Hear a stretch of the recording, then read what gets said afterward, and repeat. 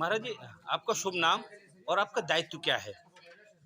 मैं सुनील कौशल धर्म जागरण का जी जी। अध्यात्म से जुड़ा हूँ, कथा व्यास हूँ।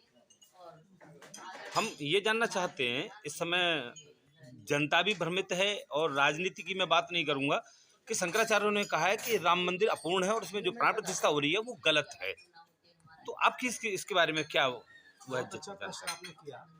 मैं बहुत स्पष्ट कर दूं। पहली बात, जनता बिल्कुल भ्रमित नहीं है।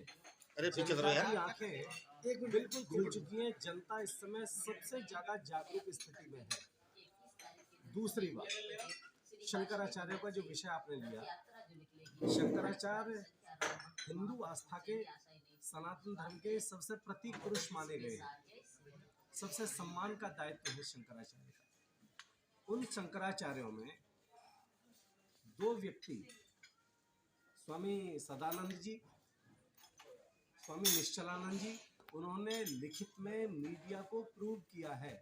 उनका लिखित स्टेटमेंट है, उनका कोई विरोध नहीं है, न राम से न राम मंदिर से। पूजा पद्धति का विरोध हो सकता है, स्पष्ट समझ लीजिए।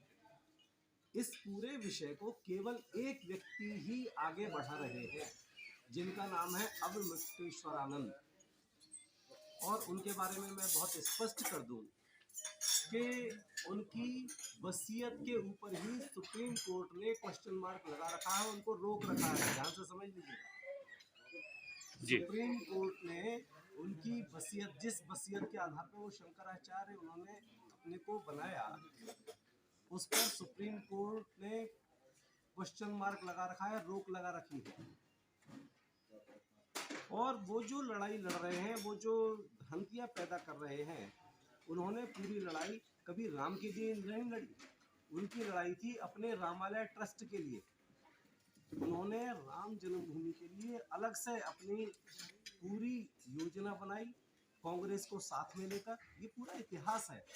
जी जी। रामालय ट्रस्ट बनाया, उस ट्रस्ट ने सुप्रीम कोर्ट में अलग से लड़ाई लड़ी, उसमें एक पार्टी बनने की कोशिश की। सुप्रीम कोर्ट ने उनको बिल्कुल नकार दिया, उनको कोई सुनवाई नहीं हुई। केवल उन्होंने ये सब चीजें पैदा की हैं। तीसरी बात, आपने कहा अपूर्ण स्थिति। एक सामान्य दृष्टि से भी मैं एक उदाहरण दूं कि जब हम कोई सामान्य व्यक्ति भी एक घर खरीदता है, घर बनाता है, प्लॉट लेता है, 100 गज का मान लिया, तो उसमें शुरू कर देता है।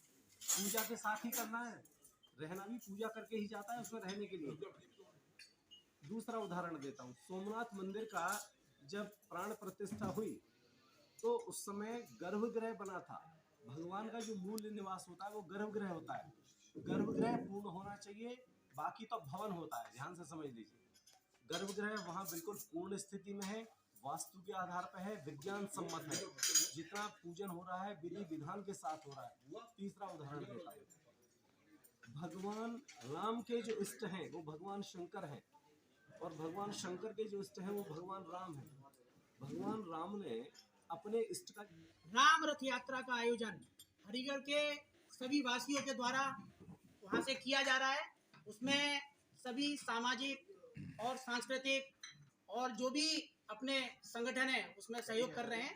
और उसमें हम आपके माध्यम से हरिगढ़ वासियों सभी से आग्रह करते हैं कि अधिक से अधिक संख्या में पहुंचकर और उस राम में वातावरण का और राम रथ यात्रा का आनंद लें और अपनी सहभागिता कर उस हवन को पूर्ण करें।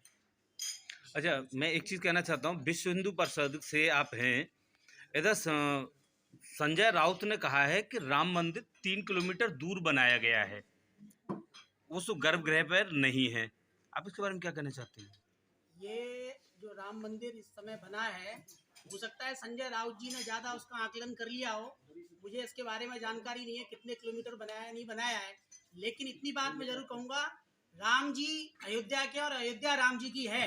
और जहाँ पर ये ढांचा था और उसी पूरे परिसर पे पूरा परिसर उसको ढका गया है, तो ये तो राम जी जाने बिल्कुल पूर्णता केंद्र कौन सा होगा, इस पर मैं अपनी बात नहीं कहना चाहूँगा। लेकिन अयोध्या में जो मंदिर बनना है, राम जी का मंदिर पूरा बनना है और भव्यतापूर्ण बनना है।